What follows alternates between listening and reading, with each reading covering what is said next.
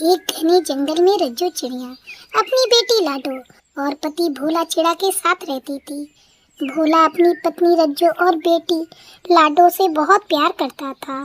उन दोनों का प्यार देखकर उसकी पड़ोसन कल्लो कौवी और उसका पति भूरा कौवा जला करते थे। एक दिन रज्जू ने बड़े प्यार से भोजन बनाया। रज्जू, खुशबू तो बड़ी अच्छी आ रही है। क्या भोजन बनाया है आज तुमने? पतिदेव, आज मैंने मीठी दही और प्याज के पराठे बनाए हैं। आइए आकर खा लीजिए। देख रहे हो भोरे जी, ये चिड़िया का परिवार कितने प्यार से रहता है। इनमें कभी झगड़े नहीं होते। अरे कल्लो रानी, इतनी परेशान क्यों होती हो? कहो तो 1 मिनट में इन दोनों का महाभारत करा दूं।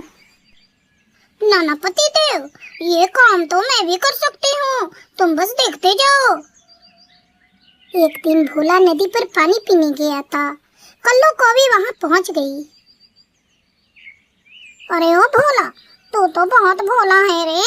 तेरे पीठ पीछे वो रज्जू क्या क्या करती है, तुझे कुछ भी नहीं पता? मुझे तो तेरे ऊपर तरस आता है रे। क्यों, क्या हुआ कल्लो बहन? अरे भोला, ये मत पूछ कि क्या हुआ, खुद चल कर देख ले अपनी आंखों से। तेरे घर से बाहर जाते ही तेरी रज्जू अपने आशिक से मिलने चली जाती है।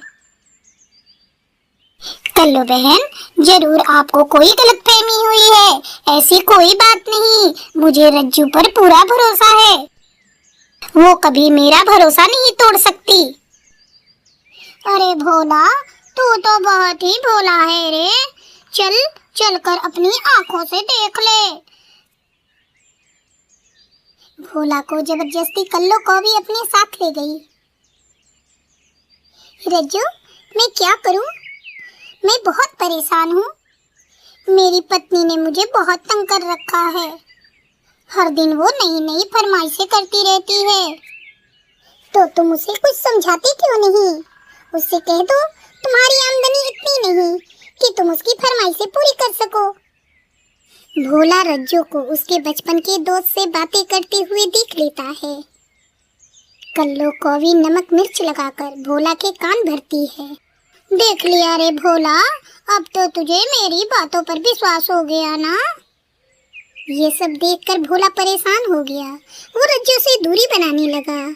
वो रज्जू से बात तक नहीं करता था। क्या बात है भोला जी, कितने दिनों से आप मुझसे और लाडो से बात नहीं कर रहे हैं? मुझसे दूर दूर रहते हैं। भोला ने रज्जू की बातों का कोई जवाब नहीं दिया और वहां से चला गया। नदी पर बैठा भोला रो रहा था। तभी कल्लो कौवी अपनी बहन बिजली कौवी के साथ वहां आ जाती है। अरे भोला, रोए तेरे दुश्मन, तो क्यों रो रहा है? ये देख, ये मेरी छोटी बहन बिजली है। ये तुम्हारा दुख दर्द बांटेगी। अरे बिजली, जाकर भोला के आंसू तो पोंछ। बेचारा बहुत दुखी है। इसकी पत्नी ने इसे धोखा दिया है। मुझसे भोला का ये दुख देखा नहीं जा रहा है। अब बिजली कौवी रोज रोज भोला से मिलने लगी। एक दिन रज्जू उन दोनों को मिलते हुए देख लेती है। वो बहुत दुखी हो गई ये सब देखकर। जब भोला घर आया तो रज्जू ने उससे पूछा, भोला जी, आपने मुझे धोखा दिया है, मेरे भरोसे को तोड़ा है। अच्छा, मैंने तेरा भरोसा तोड़ा है या तुमने तोड़ा?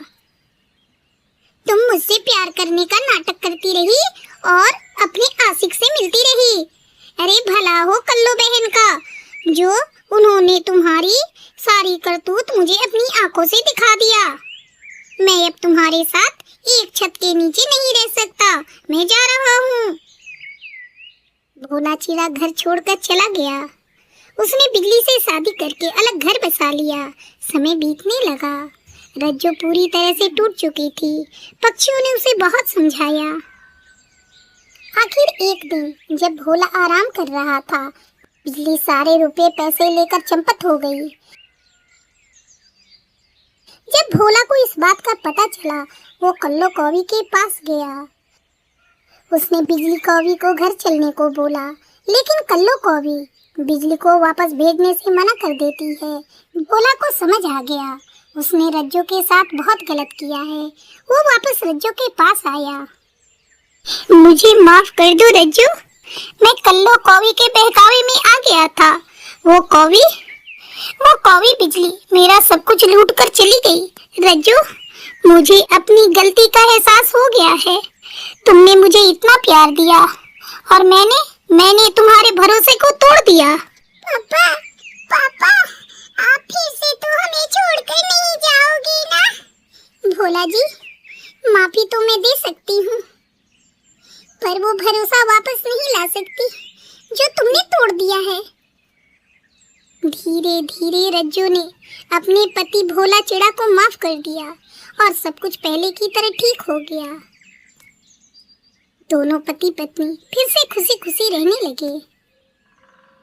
प्यारे दोस्तों, इस कहानी से हमें यही सीख मिलती है कि दूसरों के बहकावे में आकर जो अपने रिश्तों को खो देता है, उसे अंत में पछतावा के सिवा कुछ नहीं मिलता। प्यारे दोस्तों, अगर आपको हमारी आज की कहानी अच्छी लगी हो तो इसे लाइक और शेयर करना ना भूलें। अगर आप हमारे चैनल पर नए हैं तो हमारे चैनल को जरूर से जरूर सब्सक्राइब करें। आपका धन्यवाद।